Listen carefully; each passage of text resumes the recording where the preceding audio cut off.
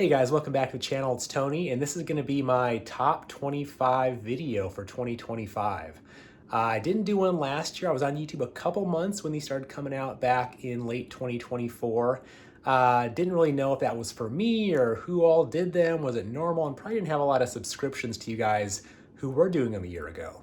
But it's been a great last 13, 14 months. I've added a lot of interesting stuff to my collection, a lot of Cubs, a lot of Bears, and a lot of sets and types I didn't know existed a year ago or even 30, 40 years ago when I was a kid collecting. So thought I would jump on the train and do my top 25 video. I'll order them from newest to oldest, not focus on price or value too much, but what they mean to me, the stories behind how I got them, who I got them from maybe, and how they connect to other parts of my collection. So love seeing all your guys' videos, whether it's top 10, 15, 50, 100. Fun to see all those great, beautiful cards, whether they're new, modern, oddball cards, whatever you want to call them, they've been great. So hopefully you enjoy. Won't be too long, I hope, in the video. I want to do something else later next week that kind of talks about all the different rabbit holes I've gone down in 2025 that likely the cards, I know they won't make any sort of top list because of, price or value. They're just really cool, interesting cards that I didn't know existed that I picked up this year that I want to show off in a second video too. So that'll be coming next week, hopefully, but holidays and work's getting busy right about now for me. So hopefully I'll squeeze that in here next week. But until then, hopefully you enjoy my top 25 cards of 2025 video. I'll turn the camera around and give you a look. Thanks, guys. Welcome back, everyone. This is going to be my top 25 cards of 25. I like it, 25 for 25. So I'll try to go quickly, but I may want to pause and deep dive on some of the stories of these players and cards, how I picked them up. So hopefully you can hang with me and it's not too long of a video. And again, just appreciate all of you guys who have commented, liked, subscribed, and all the other videos I've seen on this topic. It's been fun to see how people collect, how we're different, how we're the same, what makes each of us tick that's different and the same. And so hope to add a bit of my collection to that discussion too in our community. So thank you very much, guys, for that. And the warm welcome over a year ago to YouTube. So here is number 25, 1969 Topps Mickey Mantle. Love this card because it also has all of his statistics on the back. His last playing days Topps card. Got this in my first auction win over a year ago. Love it. It talks about his retirement on March 1st and his 536 home runs. Many mantles are not in my price range, but the last playing days card of many players, let alone Hall of Famers, right, are usually a bit more affordable. So love that I have this and the statistics that just connect more to me on the back as well. So that's number 25, Mickey Mantle. And I'm going to purposely not show the grades on these. It's just one thing I don't want to focus on for my own kind of sanity and the prices. So if you want to ask me, you can ask me later, of course, but there's no 10s in here, I'll say that. There's plenty of stuff that's in the mid to lower grades, but love what the cards look like, love what they mean to me and the players they show and what they represent. So number 24. Shout out to Mike, Jayhawker Vintage, guy from Kansas, the Kansas Comet Gale Sayers 1966 Philadelphia gum set. This set has two key Chicago Bears Hall of Famers, and me being a Bears fan, I just love it. I'll show you the next one too, number 24 and 23. Dick Butkus, amazing set for Bears rookie cards 1966. I used to have this entire complete set and then sold it off when I sold off all my other vintage football sets a couple years ago. Then got the itch to buy them back and found some really cool copies on eBay, I think they were. Great centering, lower to mid-grade in terms of condition, but that works with my price range. Love the deep green back, the Guess Who quiz. Unfortunately, Gale Sayers only has cards until 1972. So I guess he's an easy player run to get in terms of that versus like a Hank Aaron or Ernie Banks, but gone too soon from the game. Of course, passed away, I think maybe 10 years ago or so as well, but wish he'd played longer, but on the time he did play, just a great, amazing player for the Bears. So Gale Sayers, number 24. You saw my 23, Dick Butkus. This is also a pretty seemingly almost more expensive card, I feel like, in the same grade than Gale Sayers. Not sure if it's just due to common centering, if there's a short print, I'm not quite sure, but love the centering, the crisp borders on this. I love this card even more because I could buy it with the budget that I had. It looks great on the front. Dick Butkus saw so many of his NFL highlight reels and films, how terrifying he was, and loved watching those things as a kid growing up, learning more about vintage football. Also love the fact that we've got some tape damage on the back. So that helped me buy this card. It was in my budget because of that. And shoot, I love seeing the front of the cards a lot more than the back. So that's number 23, Dick Butkus. Number 22, if you watch my channel, you know this guy is a key part of my collection. Ernie Banks, 1966 Topps. This is not just any Topps card. This is a Topps Venezuelan issue. Looks just like the Topps US, but the backs, well, for one, many Vennies have that, kind of album damage where the cards were glued in to albums. And of course, when you take cardboard that's been glued onto something away, rip it away even carefully, you may get some damage. So that's pretty common in these issues. It has a darker salmon, orangish type background, which differentiates it, but works for me. I can see all of his statistics more or less, see his name, see the cartoon up there, and the front is just super sharp and solid. So love that for number 22, 1966 Ernie Banks. Next up, you're going to hear a lot about this guy, this team, this city. That's who I collect. This is 1964 again, Venezuelan Ernie Banks. 64 is a bit easier to identify than 66 in terms of Topps or US versus Venny because the back is black. Again, not really a lot of damage there. Again, love seeing the name, the number, the statistics. And just have loved learning about and picking up these cards since the Nationals. So that is number 21, 64 Topps Banks. Number 20 is the first card, and many of these are not, I think 6 or 7 are not graded, which, I'm a big fan of that too. Got this off of eBay post-National in my kind of Venezuelan just age of learning about these and excitement of picking these things up. Found this on eBay. This is the 1964 Topps National League home run leaders. There are over 2,300 home runs shown in terms of the players on the front of this card. Hank Aaron, McCovey, Mays, Cepeda, 2315 to be exact, I believe. It's got, again, just like the Banks was, a black background. There's some creasing, no album, glue type damage. It's been through a few things given the condition, but love that it's from the Venezuelan Topps set. Has all these home runs on the front, 4 great Hall of Famers. The centering is great, lots of honest corners. I also love about these cards in the 60s, going down a little bit more of a tangent here, they had grand slams listed on the back of these cards. They could have gone and listed more home runs of people who had 14 and 13 and 12, but they stopped at 15 and had the right side of the card be grand slams. And the cool thing about these cards in the 60s is that right before the DH, pitchers hit.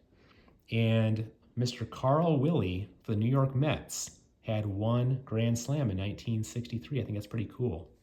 Thought about going down the path of trying to figure out who else, what other pitchers are shown on the back of these cards. Doing a little mini collection of that, but for right now, that's a cool little fact on the back of that card, besides just these amazing photos of these amazing Hall of Famers in this card. So that is number 20. Next up, 1962 Chicago Cub Lou Brock. Got to get that in there for all my St. Louis Cardinals guys out there. Got this from Billy Ballgame back over the summertime. Sharp card. He had a great collection. Glad to pick this up in terms of Hall of Fame rookie card. Lou Brock with his Cubs hat on. Love the wood borders, sharp corners, nice centering, and just love this card. Back of that is like this. Yeah, Great pickup in 2025. Thank you, Billy, for that deal as well. Next up, we've seen this guy before, but this is the US version. 1957 Topps Ernie Banks. Look at that stance, the away jersey, the hat. Just seeing the details on the jersey itself, the rails in the back there. Picked this up at the National in Chicago from the same dealers I picked up the next card I'm going to show. And I'll talk about that dealer and the deal later with the next card, but this is 57 Topps. Nice sharp corners, nice centering. I'm a big centering and corners guy, but I've learned to love more honest corners as you go back further into the pre-war and older card eras, but this one came out pretty sharp for Mr. Banks. So, but like I said, I got this one from the same dealer as I got the next one. The next one is 1956 Topps Jackie Robinson, last playing days card. Again, love the last playing days cards. Mantle can be pricey and is pricey right earlier you get in his career, but shoot, Jackie is really pricey as well earlier in his career too. This might be the only Robinson I own. I just love the background, the photo of it, the action photo I mean, seeing his smiling face. Pick this up. I guess I'm showing the grade on this one because it's a horizontal card. So, but the back here is 56 Topps. Again, love the cartoons, statistics. And I got this from the same dealers I got the Banks from. And I told the story on my national pickup video, but the dealer said, I think a year or two before that, an elderly lady walked in, said her husband had a collection. He had passed away, unfortunately, and she was selling it. And he bought the collection, and she told him that, you know, he had had these things more or less in a box for 40, 50 some years, never took them out, never played with them as a kid.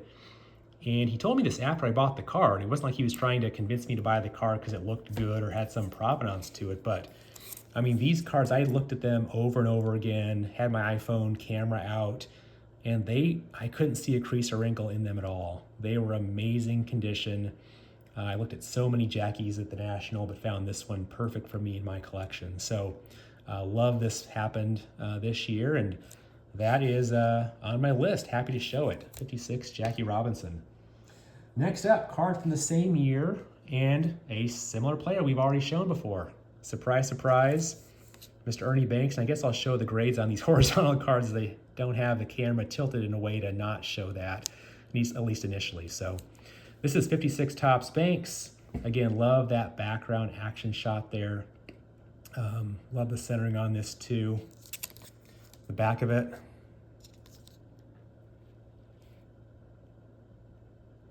Yeah. This I picked up earlier in the year. Just love 56. 56 is one of those sets where if I had a wild hair to go and create or complete a vintage baseball set, 56 would be up near the very top of it. Just love the horizontal cards, the action shots in the background, and just a lot to love about this set. So that is 56 Topps Banks. And I should just put on the record on replay for the next few cards here. So surprise, surprise, we've got 1955 Topps Ernie Banks as well. Love that cool retro Cub logo in the front there, the top. Ernest Banks on the back, 1955 Topps. Yeah, just love putting this run together in 2025. Finished it up in 2025. It was one of my goals actually early in the year. I think I did a video on this in January. My goals for card collecting in 2025, and I think finishing the Banks run was on it. I'll go and revisit that probably again in doing a 2026 goals video, but happy to complete this run in 2025. You came here for Ernie Banks, you came to the right channel. 1955 Bowman Ernie Banks. Got this in Chicago at the National as well. The first purchase I made, I think, was this card on Wednesday when I came in.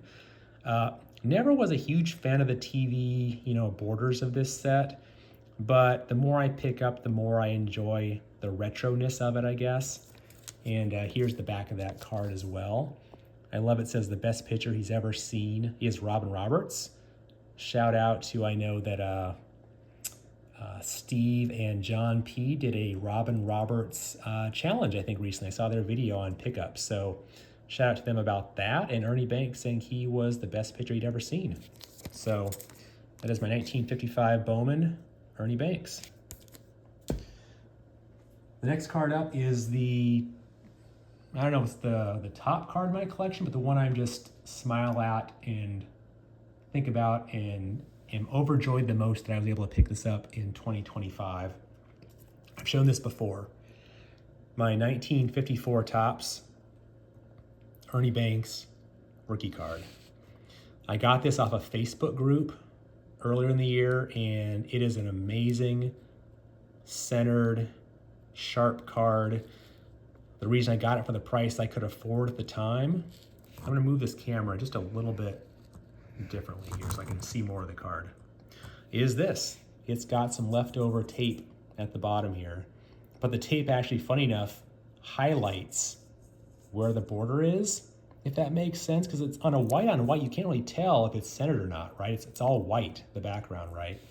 But here you can actually see the border width, I guess, based on at least that one corner. So, but love this card. I could never afford this card in a higher graded condition, but love that it got a lower grade because of that tape. And this was just, it was stressful in the mail waiting for this thing to come and show up from the Facebook seller, but did some due diligence and it worked out, thank goodness. But love having this card in my collection. Next up is a card, the most recent mail day I've had is actually this card. I've not shown this on the channel yet. A new set, a new type, and just a beautiful card as well. I just love looking at this card. This is the 1954 Red Heart Dog Food Mini Minoso. So I have no dog food cards besides this card. Never had any card before this card. And just his picture, the clarity of the socks up there on the hat. Saw this in a Facebook group. It was an auction and very happy to have picked this up. So Mini Minoso, not a Cub, but a Chicago player nonetheless. And here is what the background on that card looks like. Red Heart Dog Food, the Big League Dog Food. Shout out to Scott at Reindeer Studios. He has a new line of shirts. I picked up a Red Heart Dog Food shirt from him. It should be here anytime now. So thank you, Scott, for that design. Look forward to wearing that around the house, around town, or at upcoming card shows. So that's the next card up. Mini Minoso, 54 Red Heart Dog Food. Hey guys, I'm back. I had to cut the last video short, so you may see a little bit of a splice in the video. Of course, when I'm doing videos, right, I work at home and the delivery guy comes to the front door and our dog likes to let him know he's at the front door or he's behind the front door. So I hope I cut off the barking enough on the last video, and I'll show you the next card up on the list. This was inspired by Ross at Ross Loves Cards. He picked this card up maybe a month or two ago. Just an amazing copy Ross has, and it was on my list. And I was able to find one after that. And thank you, Ross, for the inspiration. But this is a 1951 Larry Doby. Love it, it's raw. Love it, it's nicely centered. This is a card that, you know, if you had a painting made of a baseball card on your wall, this would be like near the top for me. You could have this on your wall in your card room. Just an amazing picture of him, the baggy uniform, at the plate, the fans in the background, the dirt, the grass. I mean, it's just an amazing picture. So thank you, Ross, for that inspiration, and glad you got your card too. Yours is amazing looking as well. 51 Bowman, Larry Doby, next up on the list. After Mr. Doby, I've shown this card most recently too. It's another football card. This player, Mr. Kenny Washington, the first modern day black player. Played for the Los Angeles Rams. Did a whole video on Mr. Washington and Mr. Jackie Robinson and their connection to each other from their UCLA days. But this is 1948 Leaf. Love the colors, the bright reds, the yellows, the blues. And again, just a little piece of cardboard of someone who had a really important place in football history. came out, right, integrated the NFL, modern post-war NFL, around the same time Jackie Robinson did, and love they have a connection too. So that's my 1948 Leaf, Kenny Washington. Next up, into the 1930s. This is a card I got over a year ago. I showed this a long time ago when I probably only had a few subscribers, so I'll show it again. I haven't shown it in a while and love to look at this card on my shelf.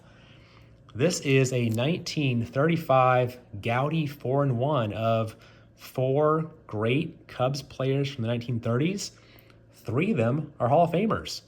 I think when I did my research a year ago, there's only one other 35 Gowdy 4-in-1 with 3 or more Hall of Famers, I think.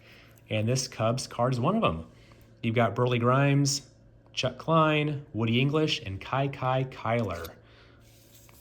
Here's the back. The back is part of I guess you could assemble more of these to get, put a puzzle together on the back, just like the some of the cards that my childhood did. Donruss had some puzzle pieces right in their wax packs, and other cards in the 60s and beyond have had other, kind of pictures in the back to help kids collect this larger photo of a player or a team. This case looks like it's the Detroit Tigers. So love to get 4 players on one card in 1935. So that is the next card up, 35 Gowdy 4-in-1. After that, back to football, I think, for the last time. This is a great pickup from that first early, what's the right word for it? Mass-produced, distributed football set, 1935 National Chickle, I think is how you say it. This is Mr. Beatty Feathers. He was the first 1,000-yard rusher in the NFL history. Played for the Bears in the 30s, had some great years there, the first 1,000-yard rusher, obviously. And love these cards. They're just like, in terms of art, the 35 Diamond Stars as well. Shout out to Mitchell at White Sox Fan Collector. He helped me figure out what was in the back of this card here as well. There were only 36 cards in this set for football in 1935. There are 4 Bears. Being a Bears fan, I'm drawn to Bears cards, obviously, but also love the good artwork in these cards. One of the Bears cards is one of the most expensive football cards ever produced and sold, the 1935 Bronco Nagurski. That will probably not be on a list anytime soon that I pick up, but there are 2 other Bears cards. Both are high numbers and a bit more pricey than this one was. I'll have my eye out for those 2 other cards at upcoming shows, eBay. Not a huge rush, but want to finish out that kind of mini subset if I can. The back of those cards look like this. This is number 23. Again, Mr. Beatty Feathers. Next up was an auction purchase as well. I don't buy too much on auction, haven't recently, but this was one I think probably mid-year I bought. And let me look at this real quick here. 1928 exhibits. Leo Gabby Hartnett. I'm gonna move the camera a bit more out to see it. Love his smiling face, love the Cubs, love the hat. You can see his cleats, his glove, looks like there. And saw this at an auction and just had to go and pick it up. So love to add this to my Cubs collection. His cards can be pretty pricey, the ones that are out in the 20s and 30s. This one was not as pricey and met my budget needs at the time. So loved having this in my collection too. A little oversized right there. I know a lot of us like oversized cards as well. Put that to the side over here. Next up, the last few cards. I've not shown these on the channel, some of these. So this is I believe it's 1912. 1912 Mecca double folder of Johnny Kling on the front. Cubs great catcher of those early 1900s teams. And on the back, a guy named King Cole. I did some deep diving into who King Cole was and Johnny Kling as well. I want to do a video on him and his place in Cubs history down the road too. But these cards were meant to be shown, like this. And of course, you could fold the top over and have another view of Mr. Cole with the same legs as Mr. Kling down here. So love picking this up, a new type for my collection. in wonderful shape and helps support my Cubs collecting passion. So on the back, you've got their statistics, Leonard C. Cole, I think King was his nickname, and then Johnny Kling, Mega Cigarettes. Perfect satisfaction. Next up, T205 gold border Mordecai Brown. Got this at the National in Chicago. My last pickup of the show, I think. Had a couple cards I traded with the dealer plus cash to get this card. Love the rich gold border. The red, deep red behind him. The Cub at the top there. And I love statistics. And these cards had a little write-up on the back with some statistics for Mr. Brown in 1908 and 1910. Sorry about the fuzziness. It's not coming through really well on my phone right now, but 1908, 1909, and 1910. So really enjoy having this in my collection too. We've got 4 cards to go. I've not shown this card either. This is a T218. T218 of Mr. Jack Johnson. I think these were issued in 1912 or 1911. Got this, I think it was on eBay, and not graded, worked with my price range. Actually, let me take this out just for a second because it's not, the phone is not working with me today, guys, on some of this stuff. So there you go. Jack Johnson, one of the great early prize fighters. Look at the background on that. Besides his red gloves and his side pose, look at the ornate columns, the the chandelier back there. Just interesting and really beautiful artwork on these cards. Many early cards in the 1900s. Never was a boxing fan or boxing card collector, but I've been inspired by a few guys on various channels showing this and other types of boxing cards. So pick this one up, lucky enough to find it, pick it up. Has his birth date, where he was born at, height, weight, and then some recent fights. Lost, won, how many rounds it took. And again, Hassan cork tip cigarettes. So new type, new sport, new athlete. This makes the top 25, Jack Johnson.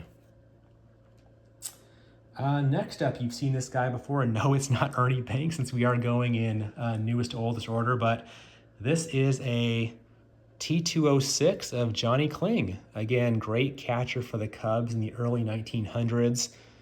And pick this up and just, it is a sharp, amazingly centered, I mean, just beautiful, beautiful card. Love the red, love the Cubs, CUBS on the front of his shirt. The back is a sweet cat back. So love having these cards, whether they're raw graded, they're beautiful. They are tiny. Love having them in my collection. Do want to build out eventually long-term kind of a T206, T205 collection of Cubs players from that 1908 World Championship team. So he was on that. I've got a few more to go for sure. Taking it slowly on my end, but he'd be one piece as the catcher for that team to add. So Johnny Kling, T206.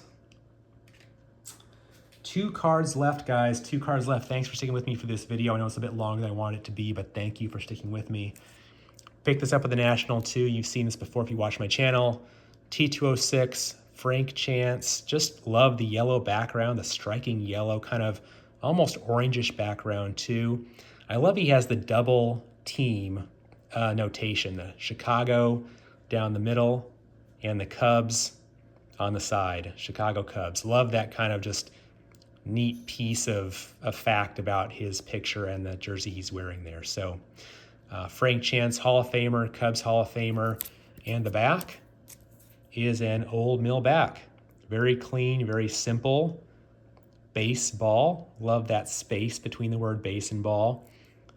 Baseball subjects. So got this at the National from a dealer. Saw it, asked if he could do any better on it. He said no. I walked away, which was good. Kept thinking about the card. 2, 3, 4 hours later, came back. Luckily, he was still there. Paid the price he was asking. It was fair based on what some recent sales had been.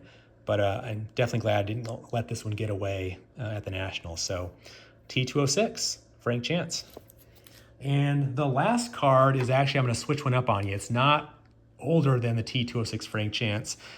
It is in my top 25 of cards I own, not for price, not for value, but for memory. And I showed this on, I think the episode of Cardboard and Cold Ones I did with Jason and Sammy 4 months ago. This is my 1976 Topps Walter Payton rookie card. I got this from my dad. We were stationed overseas in an Air Force base. Not a lot of card shops overseas at an Air Force base. But one of his GI friends, probably in his 20s, had his card collection with him on the base. He's looking to get some more money, make some money, whatever. He sold my dad a bunch of vintage football cards from the 70s, all in pretty poor shape. Like this has some creasing in it too, right? For like 50 bucks, 50 cards. My dad's like, hey, you want to buy these? I'm like, yeah, I want these. I was into vintage cards, older cards, didn't care about the condition, the grade, whatever else. Love the Bears. This was one of those cards. I paid my dad back probably $1 or $1.25 at a time with my allowance to get that 50 bucks back. But that was a big start to me caring and loving about old vintage football cards. And this was one of those cards in that collection. It is amazingly centered. I just wish it wasn't creased like this, but you can't really tell. I'll never sell it, never grade it. It's going to be a really cool memory for my collection forever about getting this card in that transaction. Of course, Hall of Famer, Bears great, NFL great, Walter Payton. I've never owned any other version of this rookie card. This is the only one I've ever owned. I'd love to maybe get one nicer, down the road at some point, but there's also a lot of these out there in the market. I can get one whenever I want. It's not an urgent thing for my collection, but just the story behind this, the condition, how I got it, how long I've had it, is my top card for me in my collection. So that is 25 cards.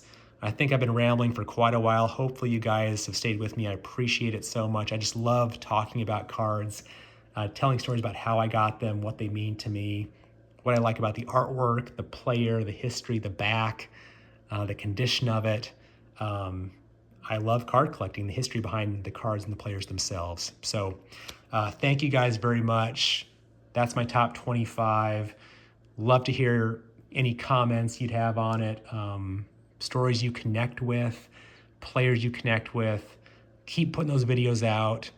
Thank you to all the guys who I've talked to, met with, texted, called, met in person. I appreciate it. It's been a wonderful 2025 because of that reason.